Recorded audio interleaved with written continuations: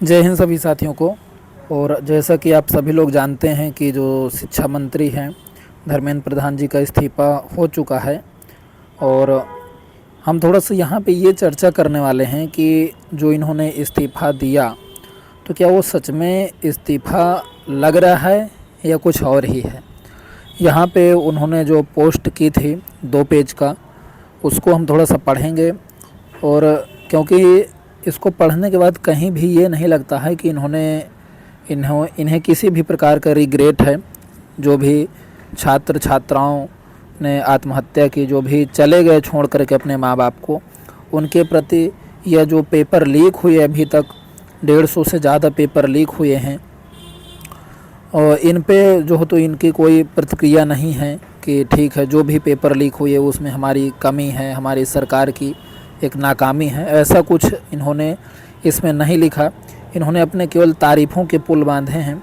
इसमें हम थोड़ा सा देखेंगे कि क्या है, लाइन बाय लाइन पढ़ने की कोशिश करेंगे और इस पे क्या मतलब इनके अंदर चल रहा है और ये क्यों इस्तीफ़ा दिए। एक तारीफ़ के रूप में जो इस्तीफ़ा पत्र आया है उसे क्यों दिया, उसका भी थोड़ा सा विश्लेषण करेंगे, क्या कारण रहा। तो देखते हैं यहाँ पे देखिए, सबसे पहले ये शुरुआत करते हैं मेरे युवा साथियों से और इसमें फिर आगे यदि हम पढ़ने की कोशिश करें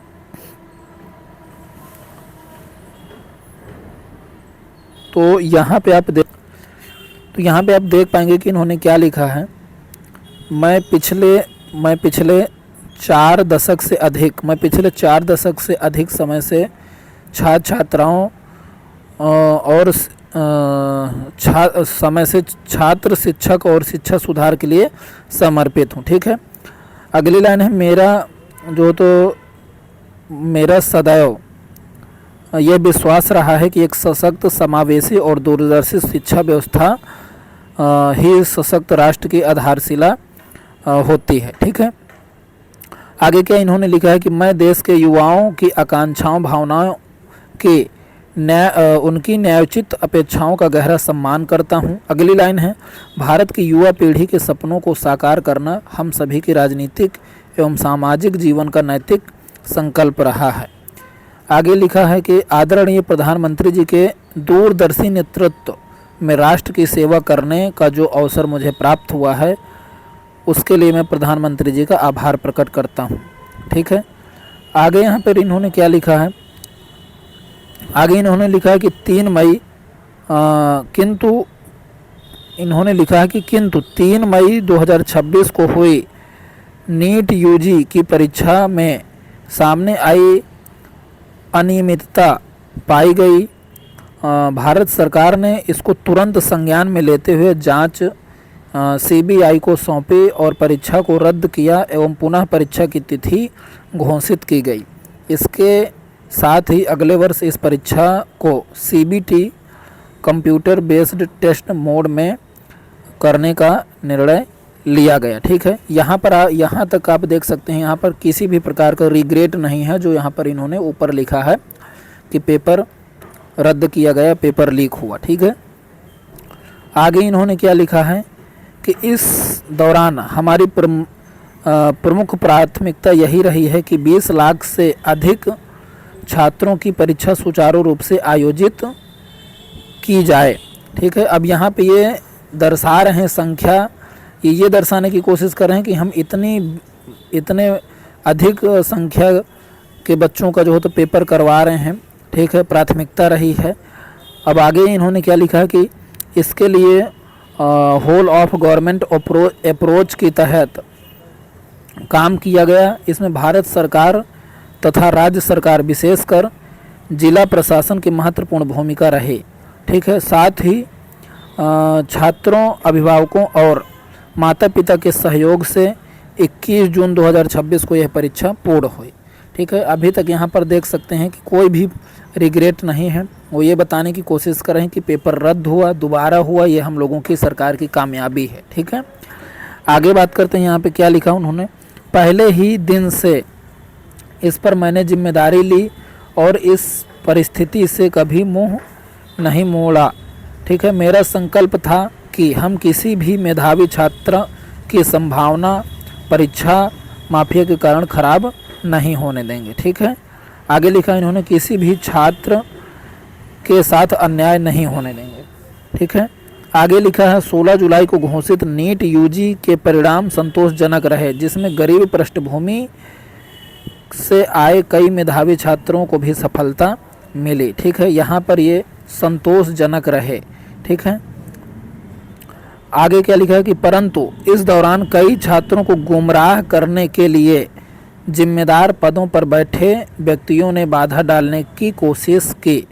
देख सकते हैं यहाँ पर जो सारा दोष का ठिकारा है वो दूसरों के सिर पर मढ़ने की कोशिश कर रहे हैं ये प्रधान जी, कि जिम्मेदार पदों पर बैठे हुए व्यक्तियों ने बाधा डालने की कोशिश की और वो भी क्या करके, छात्रों को गुमराह करके। ठीक है, यहाँ तक अभी इनको कोई रिग्रेट नहीं हुआ है। ठीक है, ऐसे ही आगे ये क्या लिखते हैं कि मैं सदैव प्रजातंत्र की शक्ति में अटूट विश्वास रखने वाला रहा हूँ। ठीक है, युवाओं की आकांक्षाओं, सपनों और अपेक्षाओं का गहरा सम्मान करता आया हूँ। वे केवल भारत के भविष्य ही नहीं बल्कि एक नए और विकसित भारत के वाहक, निर्माता और भविष्य के शिल्पकार भी हैं। ठीक है, पिछले 10 दिनों का घटनाक्रम देखकर मेरा मन दुखी है। यह मेरे लिए व्यक्तिगत प्रतिष्ठा का विषय नहीं है। ठीक है, अब इनका जो मन है वो पिछले 10 दिनों को देख कर के व्यथित है, लेकिन जो छात्र ख़त्म हो गए, जिन्होंने अपना सब कुछ छोड़ करके आत्महत्या चुना, उनको देख कर के इनको कोई भी दुख नहीं है।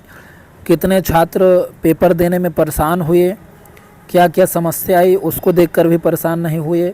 लोग पूरे भारत से जंतर मंतर पहुँचे, तमाम समस्याओं का सामना किया, उसके लिए भी कोई इन्हें दुख नहीं है।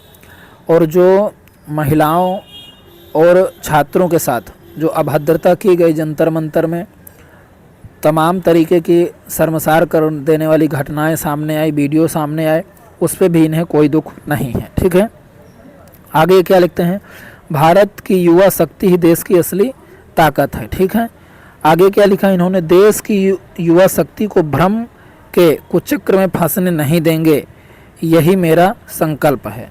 ठीक है, आगे इन्होंने लिखा कि जंतर मंतर पर और देश में जो स्थिति बनी है, इस स्थिति का राष्ट्र विरोधी ताकतें लाभ ना उठाएं, देश की एकता बनी रहे। ठीक है, भारत के एक भी विद्यार्थी का भविष्य कानूनी पेचीदगियों में ना उलझे।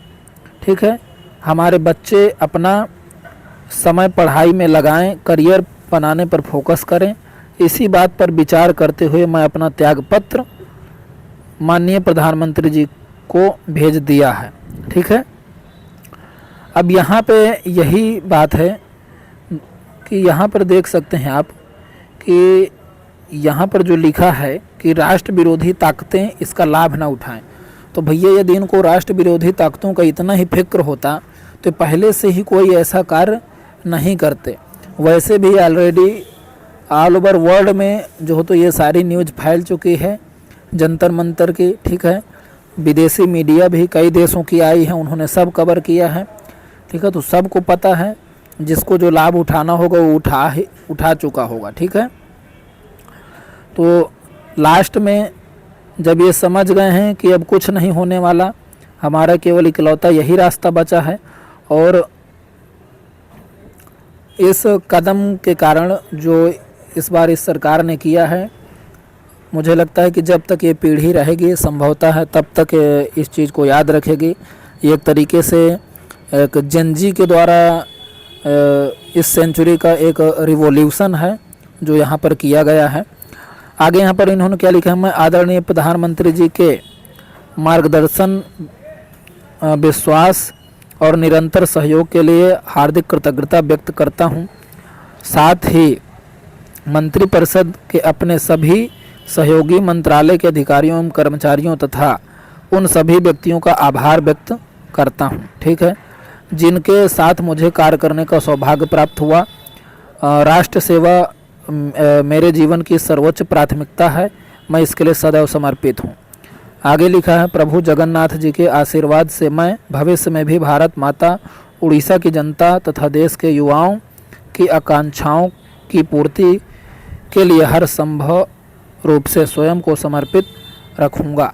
ठीक है, तो ये इनका ये रहा, और नीचे इन्होंने आपका धर्मेंद्र प्रधान ये नाम लिखकर भेजा है। ठीक है, तो इस तरीके से इन्होंने लिखा। अब देख सकते हैं ये आप जितना भी पढ़े, 2 पेज का था, इसमें कहीं भी ऐसा लाइन ऐसा शब्द नहीं आया है जब इन्हें ये लगा हो कि स्वयं में रिग्रेट है, जो इन्होंने काम किया उस पर इन्हें कोई आहत हुआ, ऐसा कुछ इनको महसूस नहीं हुआ। जो भी जंतर मंतर में हुआ बहुत ही निंदनीय है। ठीक है, यदि ये प्रदर्शन हो रहा था, शांत भी करवाना था, तो कम से कम जो अधिकारी कर्मचारी थे उनको आदेश भी ये देना था कि कोई भी ऐसा कार्य ना करें जिससे महिलाओं की मानहानि हो। ठीक है, जिस तरीके से कील लगा लगा करके मारा जा रहा था छात्रों को, वो बहुत ही निंदनीय है। एक लोकतंत्र में इससे बड़ी दुखद घटना और कुछ नहीं हो सकती।